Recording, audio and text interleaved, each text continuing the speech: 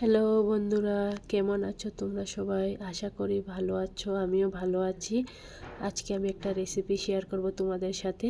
খুব টেস্টি, দারুণ খেতে লাগবে।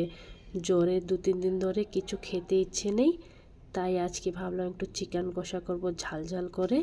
তাই আমি একটু চিকেন ধুয়ে নিয়েছি, সেটারে পেঁয়াজ, তেজপাতা আর একটু জিরা ফোড়ন দিয়ে ওটাকে ভালো করে কষিয়ে নিচ্ছি। তারপর হলুদ লবণ দেব। মশলাটা এখন ফার্স্টে দেব না, মশলাটা ফার্স্টে দিলে একটু খেতে ভাল লাগবে না। তাই এটা হয়েছে তোমাদের কিং চিল্লি, আসাম থেকে নিয়ে এসেছিলাম, তাই ওটা দিয়ে বানাবো, একটু ঝাল হবে। তো একটু আদা রসুন পেঁয়াজটা গ্রাইন্ড করে নিয়েছি, একটু দারদারা টাইপের। ওটাকে দিয়ে ভালো করে কষাবো চিকেনটাকে। জ্বরে শুয়ে শুয়ে মুখটু পুরো ফুলে গেছে, চিনেই যাচ্ছে না। 2-3 দিন ধরে খুব শুয়েছি তাই।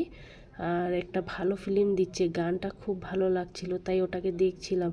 পিছন দিক থেকে আমার মেয়ে বলছে, মা তুমি ওষুধ খাওনি, ওষুধটা ফেলে দিয়েছো যে।